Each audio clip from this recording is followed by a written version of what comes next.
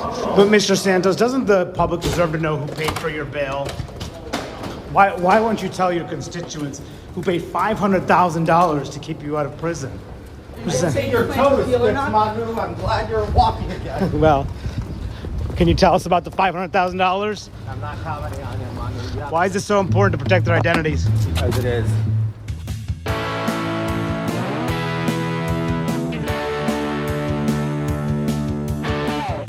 I'm Andrea Chalupa, a journalist and filmmaker, and the writer and producer of the journalistic thriller Mr. Jones, about Russia's genocide famine in Ukraine, the film the Kremlin doesn't want you to see, so be sure to watch it.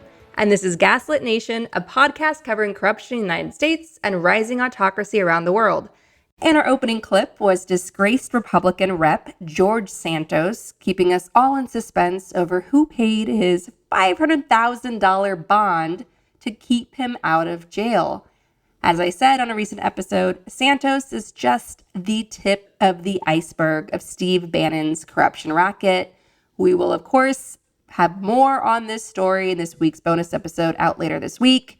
Ask yourself, who would bail you out for $500,000? I mean, it's a very, maybe, I'm hoping my husband. I don't know how much he'd really get out of that. Gaslit Nation is out with a new book, Dictatorship, It's Easier Than You Think. Every month, we're giving away a copy to thank our community on Patreon. Be sure to sign up to be considered for that by supporting the show at the Truth Teller level or higher at patreon.com/gaslit. And you will hear our very own Judge Lackey, the narrator of Dictatorship, It's Easier Than You Think, in today's end credits. Thanks to everyone who supports the show. And another quick announcement, Russian mafia expert Olga Lotman will be doing another live taping with us on Tuesday, June 27th at 12 p.m. Eastern. Olga was a researcher for Vanity Fair contributor Craig Unger's must-read book, House of Trump, House of Putin, The Untold Story of Donald Trump and the Russian Mafia, as well as several books by Malcolm Nance. She recently founded an NGO in Europe that investigates and exposes Russian spy activities in the democratic world, including how Russia buys off Western officials and other useful idiots. Olga Lotman will join us to talk about whether Trump will be indicted again. It's reported that Trump's lawyers are meeting with the DOJ this week and there may be a plea deal.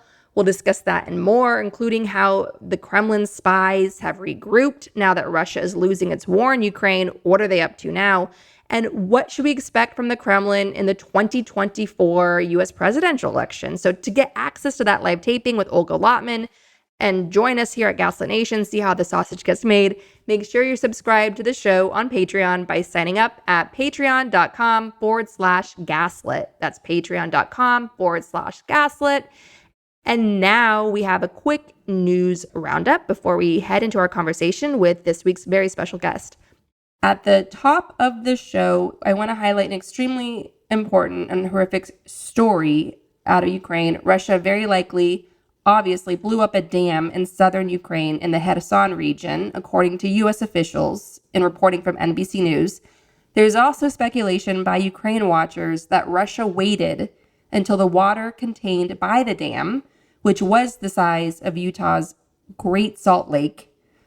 Russia waited until this water was at historic levels to ensure maximum impact.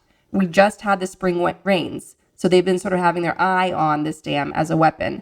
And Zelensky flagged this threat a while back, and now here it is. They're using it. It's a war crime.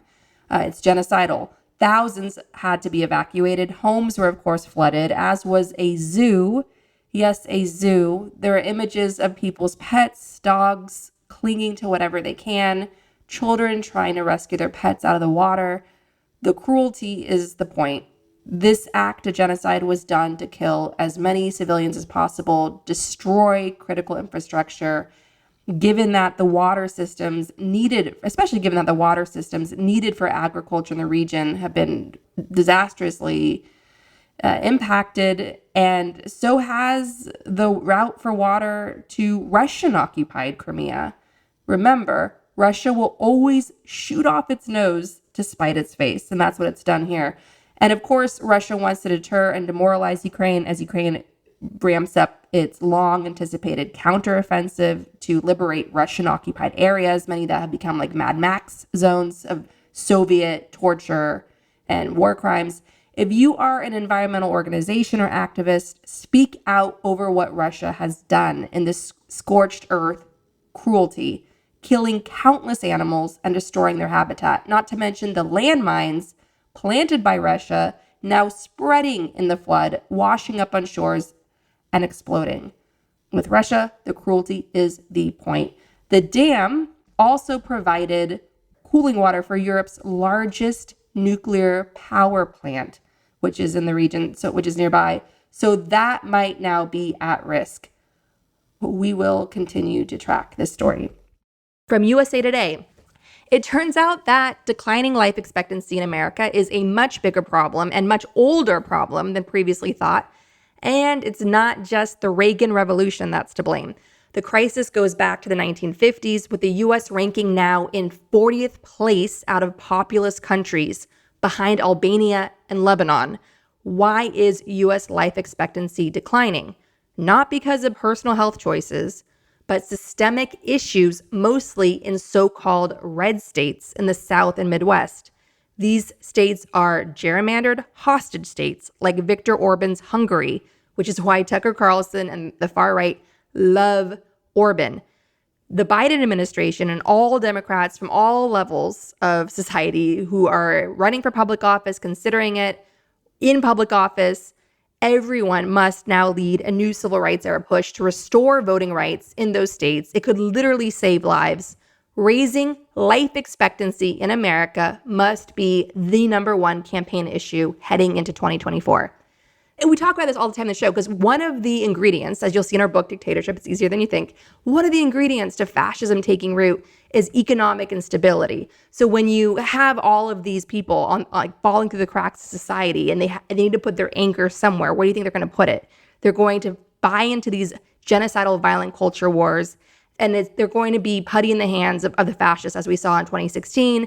And this issue's only going to get worse as AI takes off and steal even more jobs, eating into the white-collar jobs in urban centers and so on. So these are all themes we've talked about from the start of Gaslit Nation, and we'll keep going and following this and seeing like all the vulnerabilities that allow fascism to take hold. But I want to go back into the culture wars because Nikki Haley was out with some hate speech, genocidal language, buying into all this.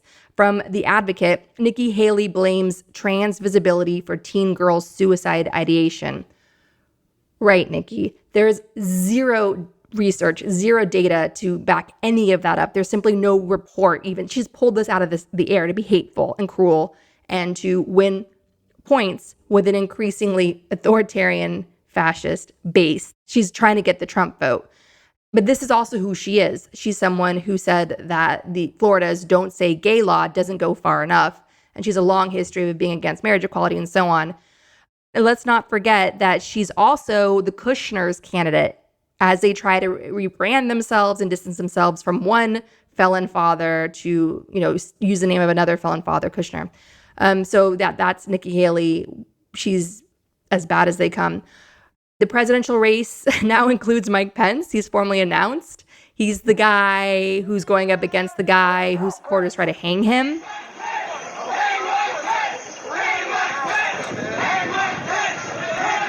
Let's see if that awkwardly comes up in any debates, as it should. Speaking of Nazis, there's a stupid New York Times piece, once again, trying to fan the hysteria over Nazis, a far-right element in Ukraine. They did this on the eve of Putin launching his total genocidal invasion in early 2022. Now they're back with another piece. To be clear, there is a far-right element and Nazis in every country. Would I rather have Ukraine's far-right Nazi problems than America's? Yes, 100 times yes. One of the foremost experts on the far right in Ukraine, Anton Chekhovstov, chair of the Center for Democratic Integrity, he writes on Facebook that he gave the author of that New York Times piece, quote, names of experts who had studied the Ukrainian far right for years to consult with. None was quoted in the piece, end quote. Ukraine seems to be launching its counteroffensive to liberate land stolen from Russia's invasion, according to U.S. officials. And Russia's invasion of Russia continues. Ukraine-backed Russian volunteer fighters have taken over a Russian town in the border region of Belgorod, including taking prisoners of war, showing the Russian people that their strongman Putin can no longer keep them safe. The war is coming home. Ukrainians apparently hacked into Russian TV with a deepfake video of Putin announcing a mass mobilization to instill panic in the Russian people. This is a chilling weaponization of deepfakes that can be turned on any of us. Dear Lord, we've already been in the deepfake era. It's only going to accelerate. We're here. But, where we have deepfakes, we're going to have communities like ours that come together to fact check them, to call them out. So, remember, we're facing this future together. It's uncertain, it's dark, but we'll be there. We're going to fight it. And we're going to just create this grassroots army of fact checkers. And we're going to rise up together as needed. Speaking of deepfakes, Tara Reade, who claimed to have been sexually assaulted by then presidential candidate Biden, her claims debunked by an extensive investigation by PBS NewsHour that interviewed well over 70 people, has exiled herself to Russia straight into the arms of accused Russian spy Marie Yovanovitch. Reade is seeking Russian citizenship and claims her life is at risk. From what? From whom? Does she have creditors? This clearly seems like another operation to try to tarnish Biden heading into the 2024 election. So expect Tara Reade to become a darling, even more so, of Russian state TV. And look out for a Gaslit Nation Tara Reade super special just for fun soon. And finally, fittingly enough, this brings us to Robert Hanssen, the FBI agent who spied for the Soviet Union and the Russian Federation from 1979 to 2001. Hanssen was just found dead at the age of 79 in his prison cell in Colorado, where he was sentenced to life in prison for what the DOJ called, quote, possibly the worst intelligence disaster in U.S. history, end quote. Hanssen sold classified documents, including nuclear secrets, to the Kremlin. If that's the worst intelligence disaster in U.S. history, then why is Trump still free and allowed to run for president? Merrick Garland, come on, do something.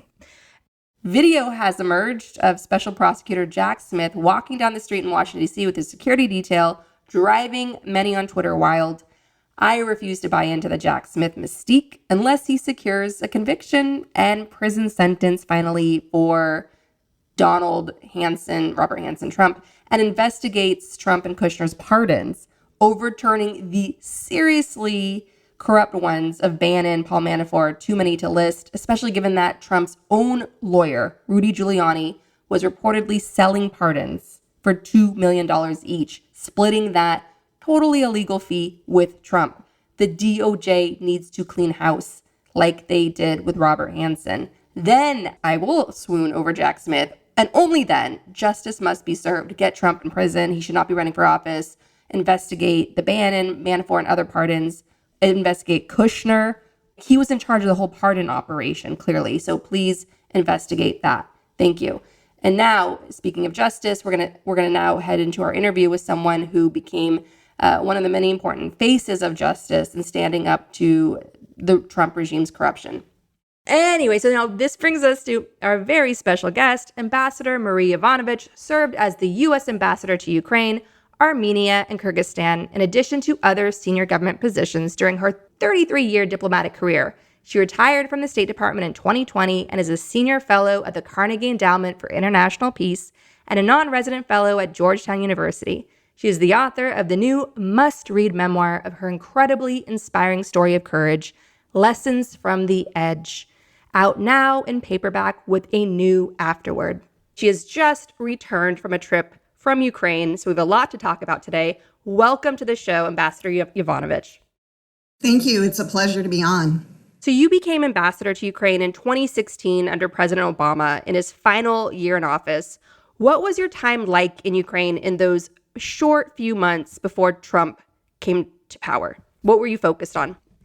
So I was focused on the same things that my predecessor, Jeff Pyatt, had been focused on and that I would be focused on afterwards, which was, helping Ukraine in its own goals and our goal of, improving its good governance, its fight against corruption, and of course, increasing its security. Sometimes I think we forget that there was still an active war in the east of Ukraine throughout those years since 2014, and of course, continuing until the total war that started in February 22, when it became a war not only against folks in eastern Ukraine, but also against Ukrainians everywhere in the country. What struck you most about Ukraine and Ukrainians in your work? It's hard to really put it into words, but the Ukrainians are just so inspiring. So I've been there twice. I was there as the number 2 from 2001 to 2004, and then I came back as ambassador from 2016 to 2019. And, this is a relatively, it's an ancient culture and civilization, language and people, but it's a new country, right? And independence happened in 1991 when the Soviet Union fell apart. And, every part of Ukraine, including Crimea, including the East, voted for independence for Ukraine. But, it was hard because there was that old Soviet overlay with leaders who have been brought up in the Soviet era and, frankly, citizens who have been brought up in the Soviet era as well. So by the time I got there in 2001, there was the beginning of what we call civil society, which is, something we take for granted here. But it's basically citizens active and informed, doing things to help their community, help the government. So that might be leading a Girl Scout troop. It might be planting flowers, around the local library to beautify it. It might mean rallying people to vote.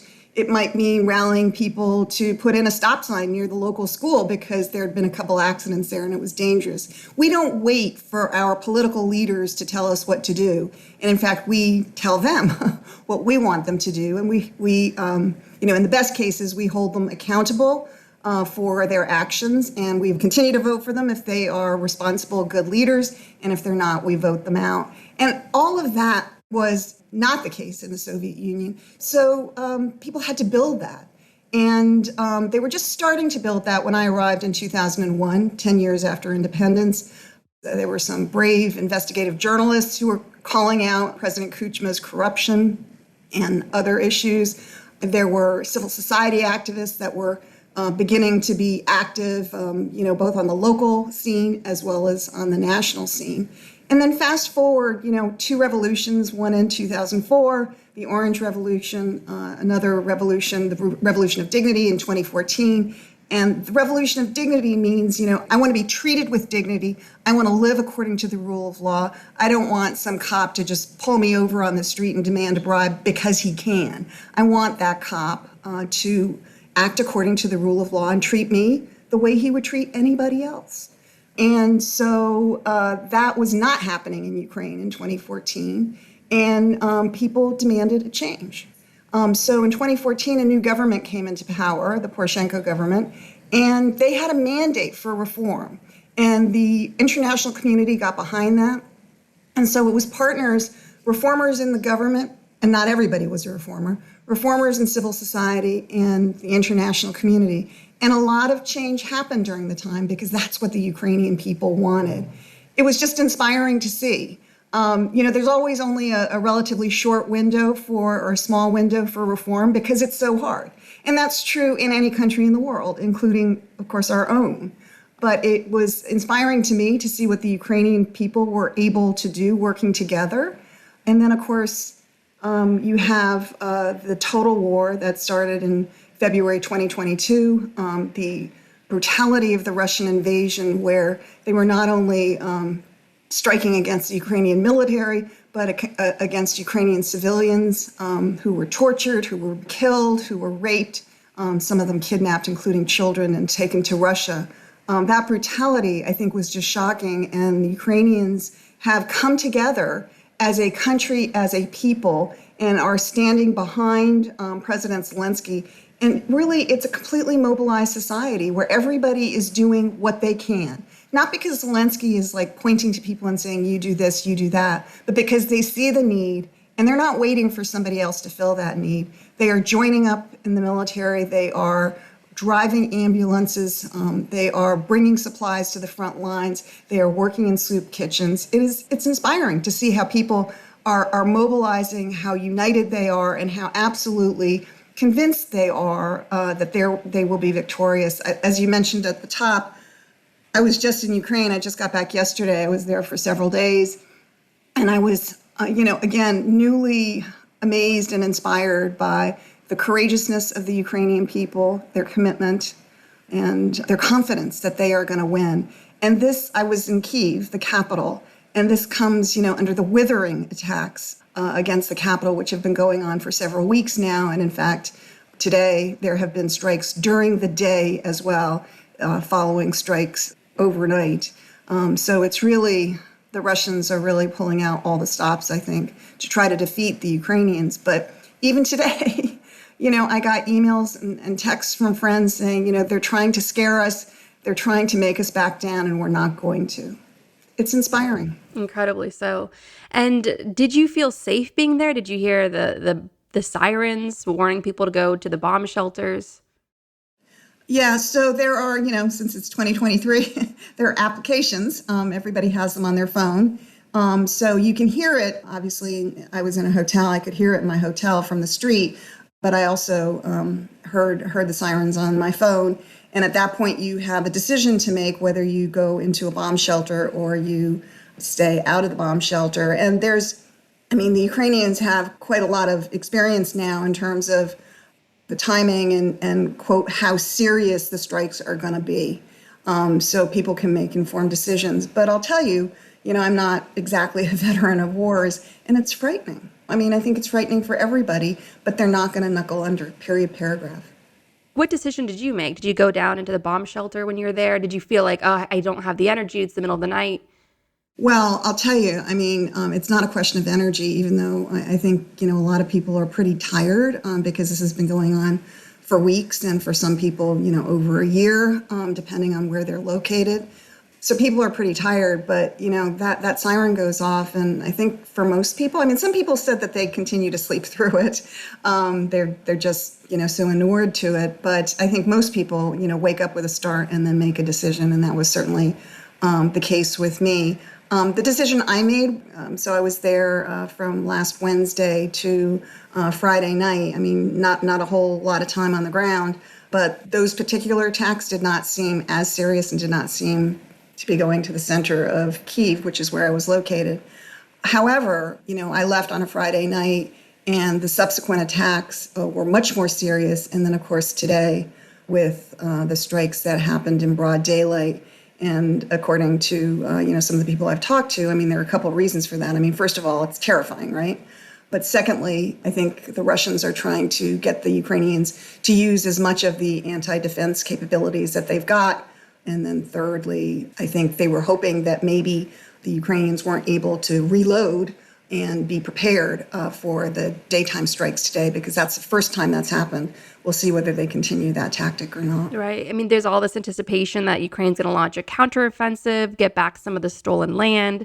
So the Russians are, of course, as you said, are pulling out all the stops to scare and intimidate and try to just keep going in their genocide. So I want to go to your memoir, Lessons from the Edge, back to this surreal experience that you lived through, that you write about so beautifully in your book. And it's such a story of resilience and faith. In those early years of 2017, 2018, before the smear campaign, the one targeting you, of course, how did Trump as president and Rex Tillerson as Secretary of State, how did they color your experience as ambassador, like when they first took over? Like, what was that like? Was there like a sort of jolt from your business as usual when they came to power? No, quite the reverse, actually. We weren't quite sure what to expect given some of former President Trump's statements as a candidate about, Crimea being Russian because they speak Russian there, as though, we here in the United States who speak English are somehow English and British. So, he had made a number of statements like that, and also against NATO and wanting to scale back U.S. assistance, not just to Ukraine, but everywhere. So we weren't sure what his policies were going to be like. But in February of 2017, less than a month into his presidency, there was an interagency meeting. And, papers presented on what the policy towards Ukraine should be. And it was adopted by the interagency, led, of course, by Trump's National Security Council. And that policy was very similar, if not identical, to the previous policy. And so we at the embassy, we at the State Department, I think were very comfortable with that policy because it was about strengthening Ukraine, helping them continue with their reforms, the fight against corruption, and obviously security issues. And in some ways, Trump actually strengthened the policy because with a lot of, I think probably, this was above my pay grade, but a lot of arm twisting from a couple of cabinet members, Trump did later on in 2017 agree to transfer javelins to Ukraine, something that President Obama had not wanted to do because he viewed it as escalatory.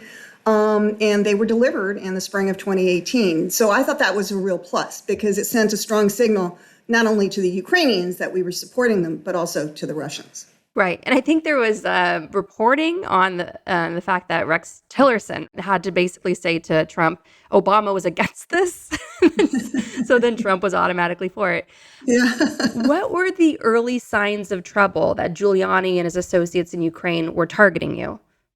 So, this is the really strange thing. It's not like, I got a message, oh, by the way, from the White House or from the State Department, this is happening. There was just a feeling, somebody would tell me, the White House Personnel Office is asking, whether you're doing a good job. That's really unusual because White House personnel doesn't usually worry itself about career ambassadors who have already been, confirmed and are out at post and, things like that. And so I thought, well, maybe this is just the normal course of events that as, all presidents have the absolute right to nominate their own ambassadors and also to get rid of their ambassadors. And maybe they're now getting around to Ukraine and they want to replace me with his own nominee. I would always go back to Washington and say, my part of Washington, professional Washington, at the State Department and at the NSC, and ask them, am I going to be replaced? No, everything's fine. So I would keep on doing the same job because that was what U.S. policy was. But towards the end of 2018 and the beginning of 2019, the Ukrainians actually were coming to me. Cabinet members were telling me that Giuliani was working with two emigres and that they were messaging the Ukrainian government that I was going to be pulled out, somebody else was going to be put in. And famously, a minister of Interior Avakov said, you need to watch your back. So that was really the first indication, and that was sort of December, January in that time period. How surreal was it, the fact that here America for years has been telling the Ukrainians to clean up their act? They need to fight the big fights to take on corruption. They can't nibble on the edges. And then, lo and behold, a U.S. president and his inner circle is engaging in blatant acts of corruption. What sort of confused looks did you get from Ukrainian officials when all of this was going on? Yeah, of course, they didn't know what to think, and neither did I. And I would say, no, that's not the case. I just checked with Washington last night. And in fact, I was getting very strong signals from Washington that they thought I was doing a good job. In this time period, actually in March of 2019, in the normal course of things, I would have been rotated out in the summer of 2019. And I was asked to extend my time in Ukraine by another full year, so leaving in the summer of 2020. So I was getting, on the one hand, from the Ukrainians, I was hearing, you're in huge trouble and you're going to be pulled out. But from, my own government, from the professional side of the government, I was hearing, no, you're doing a great job. And in fact, we want to extend you. And so just to be clear, again, President Trump, like all presidents, has the right to remove ambassadors and put somebody else in place.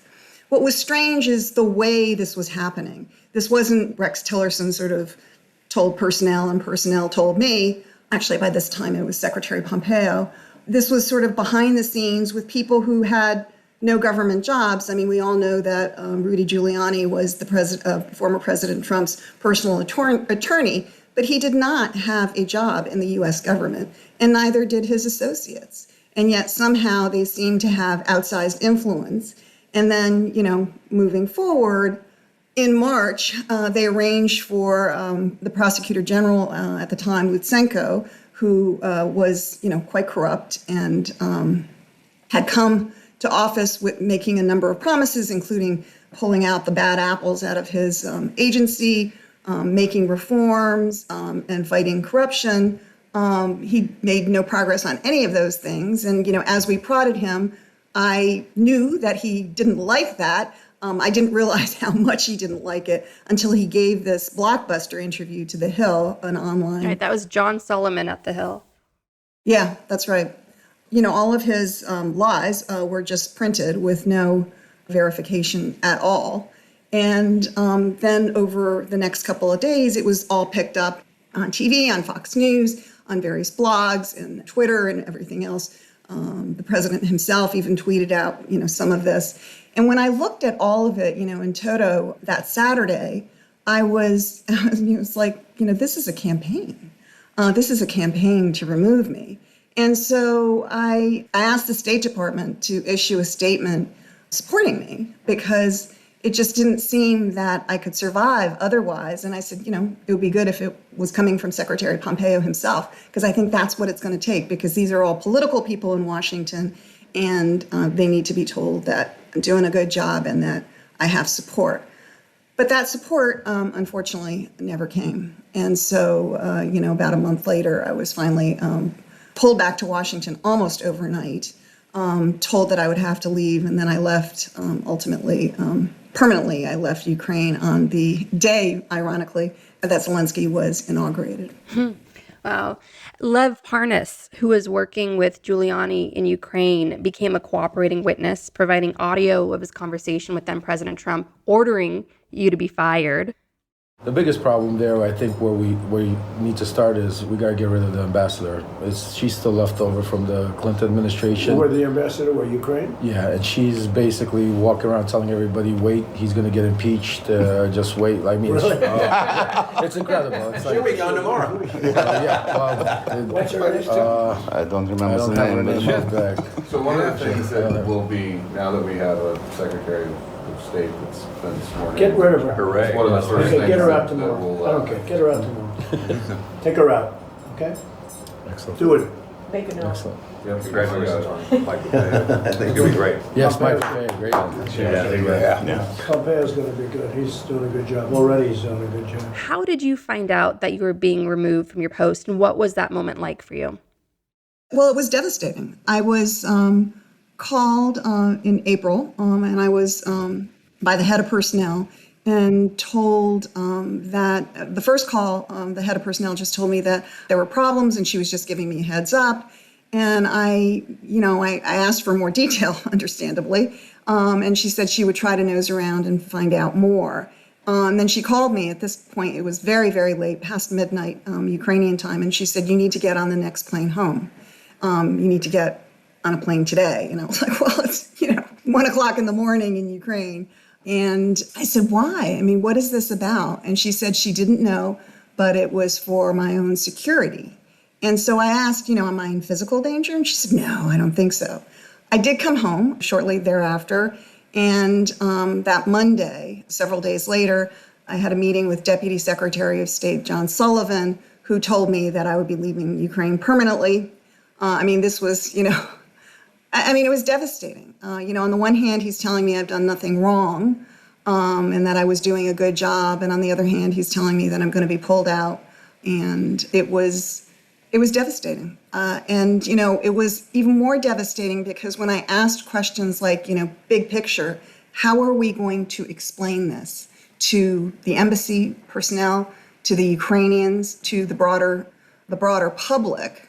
Because the campaign against me, the smear campaign against me, was very public knowledge, certainly in Ukraine and in the US and in other countries, frankly, where people were paying attention. People knew about this. And it's unusual, right, that your own government would be going after you when all Trump had to do was give the order, right?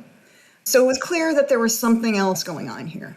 And yet there were no answers as to what we were going to say. In the end, the press release regarding my departure from Ukraine, frankly, became a laughingstock because they said that this was, in the ordinary course of things, I was leaving because a new president was being sworn into office, which, in the ordinary course of things, what you want is continuity at the head of a U.S. embassy so that there is a smooth transfer of relationships and everything else. Right. So for a corrupt prosecutor general like Lutsenko, who was supposed to be investigating corruption but was corrupt himself, he wanted to get rid of you because you were trying to do your job to get Ukraine to get a handle on corrupt officials like him. So he wanted you gone.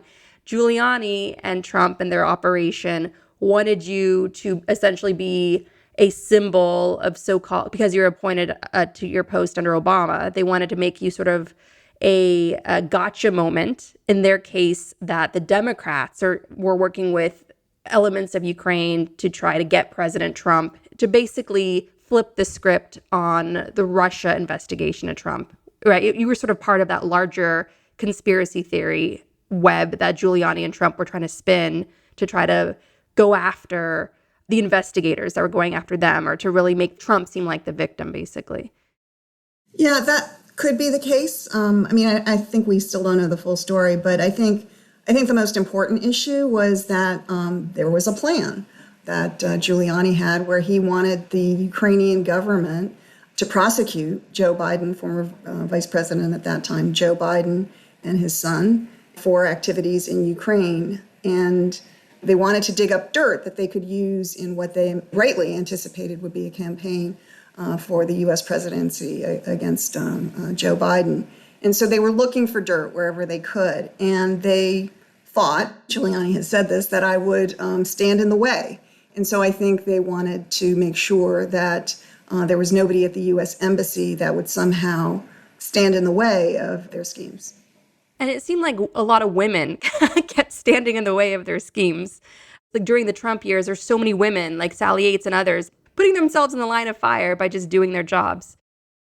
Yeah, well, I think there have been and continue to be a lot of courageous women. I mean, I don't want to take anything away from my male colleagues. I think there are a lot of male colleagues who stood up as well. And I think it takes a village for us all to do the right thing when there are abuses of power. Absolutely.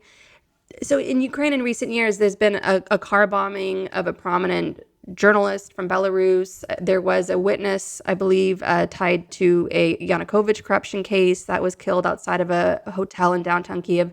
There's been a number of, you could say, political assassinations. During this time, did you feel that you were in danger? I have to say, no, I didn't, for two reasons. I mean, first of all, I had a security detail and I had a lot of confidence in them. But secondly, somewhat naively, I later discovered, I felt I had, kind of the immunity bestowed on me by the U.S. government, that surely, nobody wanted to harm the U.S. ambassador because that would bring a lot of additional trouble, right? Whether you were part of the government and, against me, or even a criminal or somebody outside of the government, there would be a huge investigation and a huge uproar, and that wasn't worth the trouble.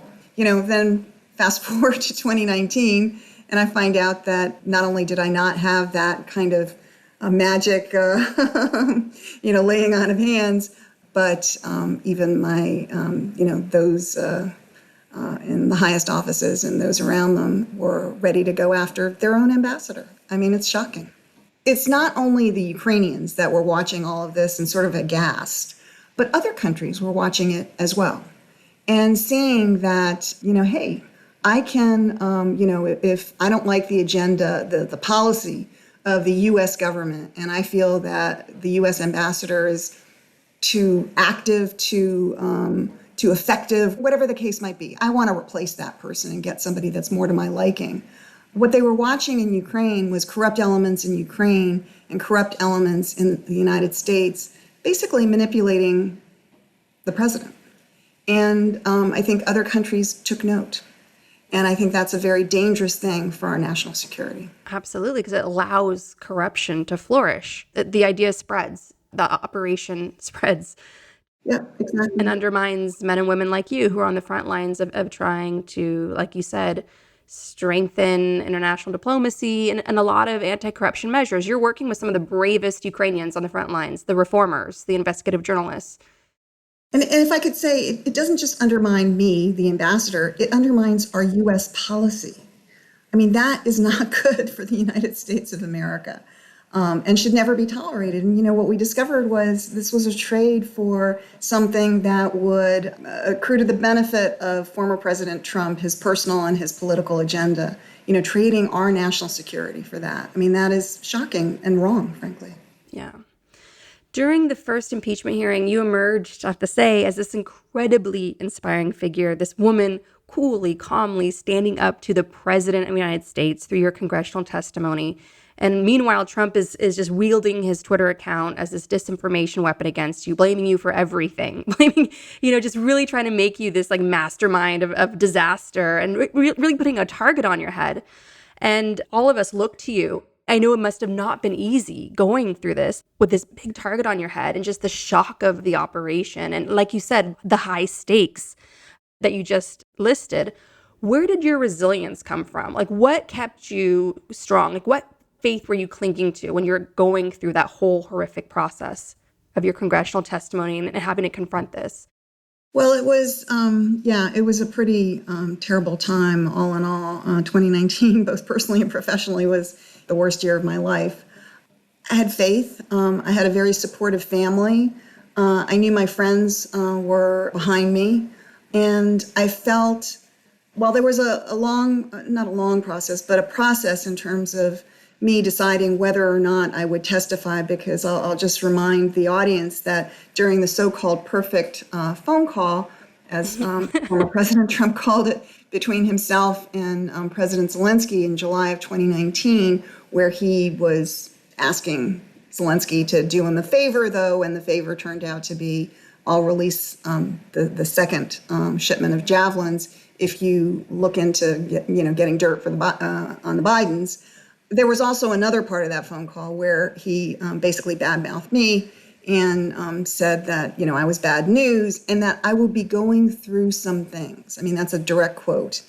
And when that phone call was released in September, this was just as, the Congress's investigative committees were getting going and they were reaching out to me and to others to testify. And, I read that transcript and a colleague in the room told me my face went white because I did not know what that meant. I'd already been basically fired from my job. I was still a government employee and I was wondering what he was talking about. And if I did testify, what the consequences would be. It was a very unnerving time, I have to say. In the end, it just felt to me that testifying was the right thing to do, that Congress was and is, according to the Constitution, a co-equal branch of government. And according to the Constitution, one of the foremost responsibilities of Congress is oversight of the executive branch. This happens all the time, that members of the executive branch testify before Congress. And it felt to me that I needed to be, above all, loyal to the Constitution. So that's really what decided me. The other thing was, at the end of the day, when the cameras go away, the public attention goes away, everything else, you have to live with yourself. And would I be able to look myself in the face if I hadn't testified? But nevertheless, there was huge pressure because of she's going to go through some things. And the fact that the Trump administration, both the White House and the State Department, notified me and other witnesses that we were not to cooperate with the investigation. Wow. And you just went ahead and did it for the sake of living with yourself and the country. Yeah. And because I felt it was constitutional. And thank God for your family and friends helping you through that. What sort of messages did you receive from American men and women during that time? Well, it was really more after I testified publicly that I started receiving, literally thousands of messages and letters. And, people thanked me for my service, which was a wonderful thing. And they often people told their own stories in, various different ways. And many people said that they weren't aware of the State Department or the Foreign Service and what we do. And they said, we want to hear more. You should write a book. And so that was the first time that I started to consider, maybe writing a book, because that was never one of the things I had planned for myself. And so then when I retired from the Foreign Service a couple months later in January of 2020, I started to write. So you were one of a very long list of people that Trump, his family, and their associates targeted. They went after law enforcement and the FBI, Bruce Orr, Andrew McCabe. It's a very long list. And of course, in that first impeachment trial, another name they kept batting around, Devin Nunes, trying to make infamous or so on, was my sister, Alexandra Chalupa, the DNC consultant who was targeted for going to the press, flagging Paul Manafort, Trump's longtime friend and his campaign manager who worked as a Kremlin operative for some time in Ukraine. You were asked about that and you just gave the perfect answer. You're like, yeah, okay. And you just kept going. And were you aware of, I know Mr. Nunes mentioned this earlier, the consultant Alexandra Chalupa had reportedly, at least according to her and according to Ken Vogel at the Politico, was trying to work with the Ukrainian embassy in D.C. to trade information, share leads of that sort of thing? I saw the article. I, didn't have any further information about that. And did you see the article at the time, or did that only come to your attention subsequently? It's certainly been brought to my attention subsequently. I think I did see something to that effect at the time as well. And you're the ambassador in country at this point. Did you aim to get to the bottom of that? Because, if the reporting's true, if what Ms. Chalupa told Mr. Vogel is accurate, that would be concerning, correct? Well, I was the ambassador in Ukraine starting in August of 2016. And what you're describing, if true, as you said, what you're describing took place in the United States. So if there were concerns about what Ms. Chalupa was doing, I think that would have been handled here. And do you know Ms. Chalupa? I don't believe so. Do you ever met her? I don't think so. I mean, if she worked for the Ukrainian embassy, it's possible that I met her in a large group or something, but I don't believe I know her. What were your thoughts on Paul Manafort and his work in Ukraine? Did you know about him before he became Trump's campaign manager?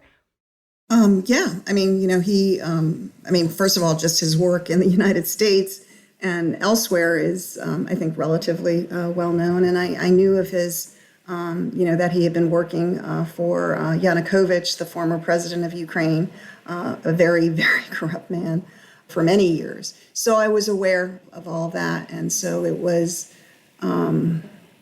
concerning given Manafort's ties to Yanukovych and Russian oligarchs who were paying the bills for Yanukovych. It was concerning when I saw him named as former President Trump's campaign manager. Yeah, I mean, it kind of is just a big sort of red flag, wailing siren moment. Sort of, okay, well, what's this guy doing here? Trump's, obviously out and about. He's running for president, and as part of his stump, it seems to be blaming Biden for Putin launching a war of annihilation in Ukraine. What would you say to that? I think Putin had a plan all along. He, wants to restore the Russian Empire or the Soviet Union, but I think it's the Russian Empire that he wants to restore. And he wants to take up his place in history as the heir to Peter the Great. And so I think it was always part of the plan to expand not only his influence, but his control over Ukrainian lands. And I think he would have done it no matter who was president. It would obviously have been a lot easier for him if President Trump had won the election, because I think a lot of things would have worked to Putin's advantage, starting with what some of former President Trump's senior advisors say was Trump's desire to pull the U.S. out of NATO. If that had happened, that would have been catastrophic, I think, for our collective security.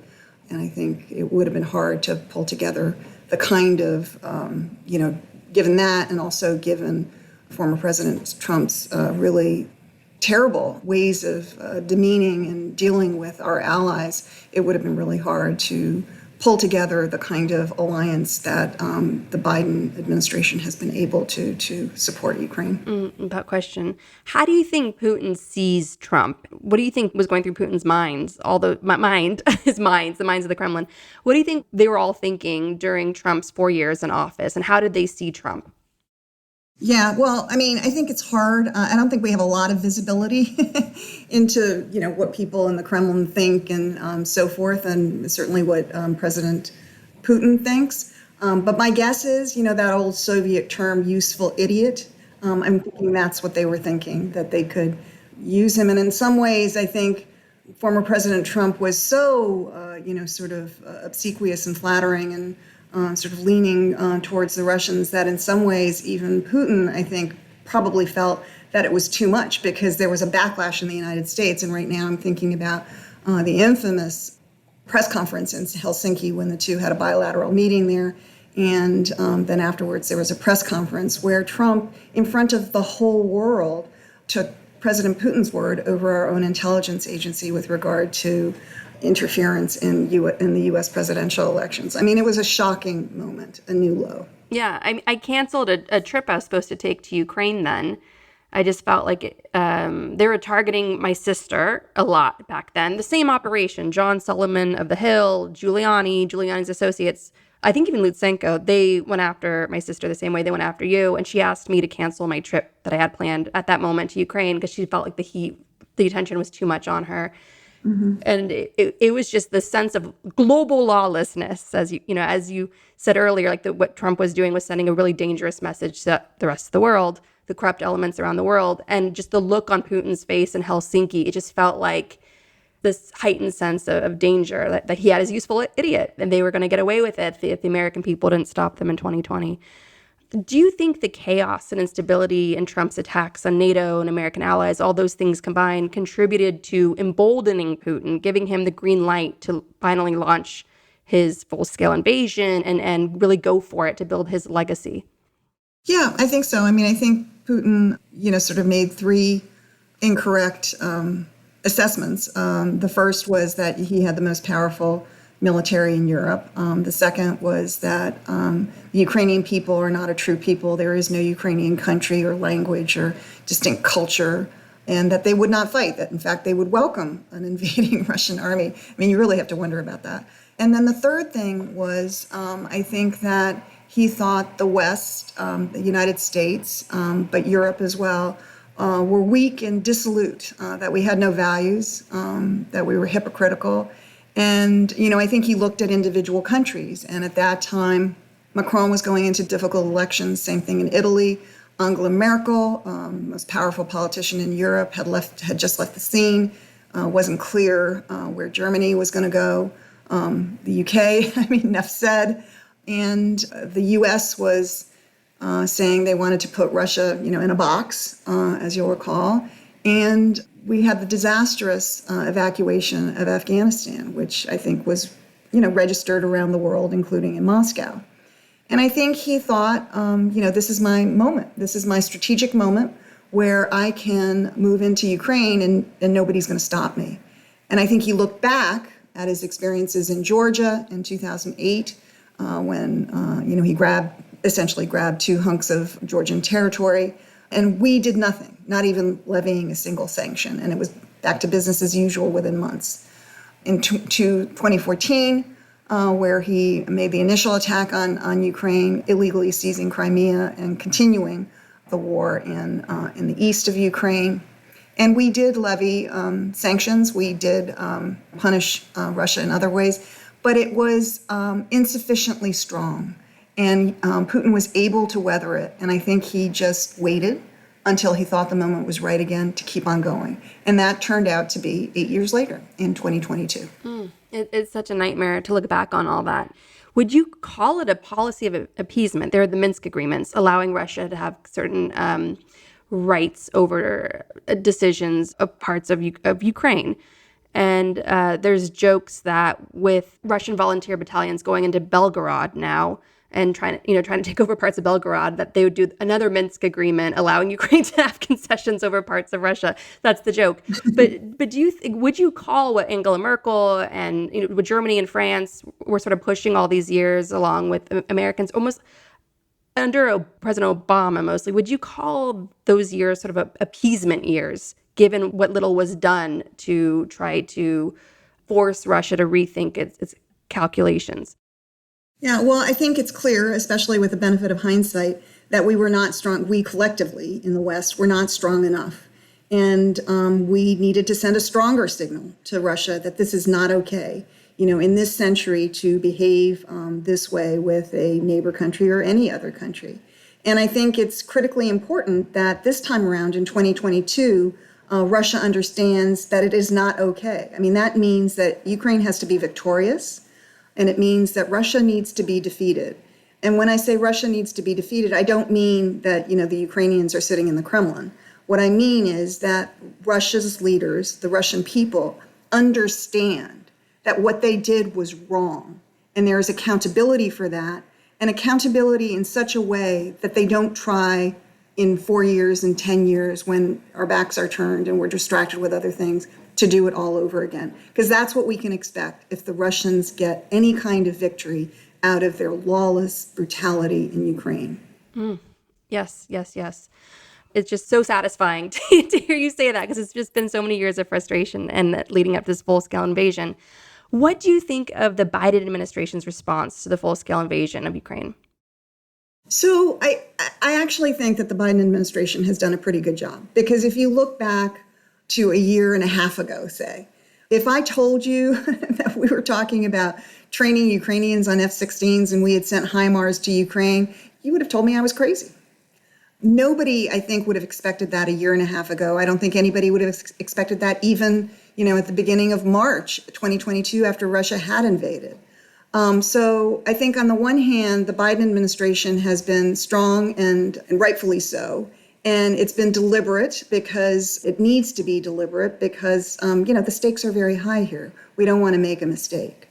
On the other hand, I think that we need to send more equipment more quickly so that Ukraine can win, as I said before. And I think we need to make it clear that that is what our policy is. I think we need a plan so that there isn't the incrementalism of making decisions every other week regarding which military systems to send to Ukraine. The announcements can come every other week. That's fine. But I think there needs to be an overall plan, and maybe there is. It just isn't articulated publicly. But I think it needs to be articulated publicly, and I think more broadly, it needs to be articulated publicly, because I think the American people need to understand what the stakes are. We support Ukraine because it's the right thing to do. This is a democracy that is being invaded by an autocracy. Putin is ripping up all of the rules of international behavior, starting with violating the sovereignty of another country, its human rights, and its borders. This is something that the Soviet Union agreed to in terms of international principles in the UN Charter back after World War II, and Russia agreed to when it became the successor state. Again, if Russia is successful in Ukraine, Russia will keep on going. And the reason we know this is we look at Russia's past behavior under Putin. We look at what Putin has written, and we look at what he has said. He has made clear that he will keep on going west. And that will mean, perhaps counterintuitively, an even bigger war for all of us. And so it is in our national security interest to help Ukraine win in Ukraine. Period, paragraph. And when you think about it, it's a lot of money, and we have a lot of important priorities here in the United States. But when you think about it, for something like 5% of our annual defense budget, the Russian military is being destroyed with no U.S. boots on the ground. That is a huge deal for us. And if you think about what the Ukrainian people, the Ukrainian military is fighting for, they're fighting for the West. They're fighting for Western values. And if they are victorious, those values can continue. If they're not, I think we're going to have a lot of challenges to the international order. And that is going to be a huge challenge for our security, for our prosperity, and for our democracy. Without question. The final thing I wanted to ask you about, back to lessons from the edge. If you look at the world now, the global struggle between democracy and fascism, what advice do you have for young people today, this next generation coming up, when you look to the future? What advice do you have to them for following in your footsteps, for going into foreign service, for being sent to some dangerous hotspots to link arms with investigative journalists and anti-corruption reformers and some struggling democracies? What advice do you have for that future generation coming up? Well, obviously I do encourage people to join the Foreign Service, to join the State Department, to, raise the flag for our national security. I think that's hugely important and is a very satisfying career because every day you can make a difference. But I think, if that's not your thing, or if moving every couple of years to a different country is, not the lifestyle that you aspire to, then there's so many things you can do in the United States. I think the important thing is to get involved. Be an active, engaged, and informed citizen of the United States. Try to build bridges, in your community, in your state, maybe more broadly even in the country. But, get involved. And you don't have to run for office. You don't have to join the military. You don't have to join the Foreign Service. Get involved in what you're most passionate about.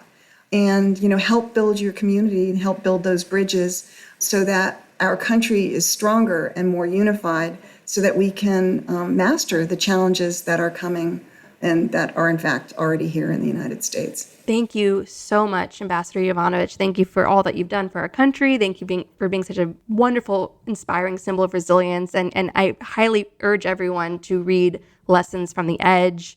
It is a wonderful companion during these times, and thank you so much for writing it. Thank you.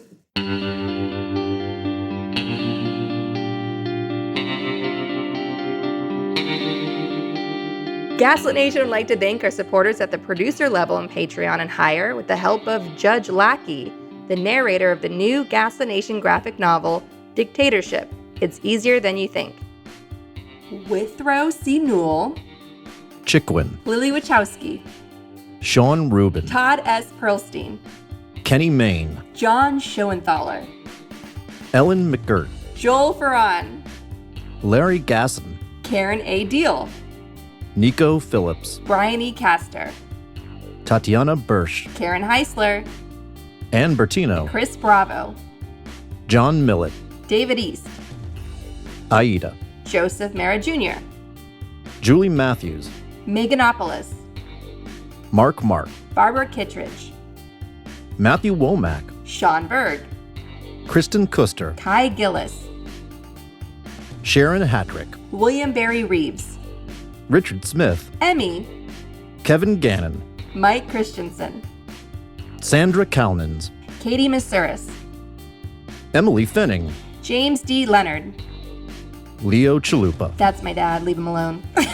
Oh, wow. Carol Golstad, Jason Benke, Marcus J. Trent, Joe Darcy, Ann Marshall, Jeremy Lewis, Trigve, D.L. Singfield, Matt Perez, Nicole Spear, Abby Road, Margaret Romero. Jans Alstrup Rasmussen, I don't know how to pronounce this. ZW, Okay. ZW, Kathy Kavanaugh, Sarah Gray, Jennifer Ann Luter, John Ripley, Ethan Mann, Leah Campbell. Jared Lombardo, You are all to report to the Ron DeSantis Re-Education Center, formerly known as Disney's Animal Kingdom, immediately.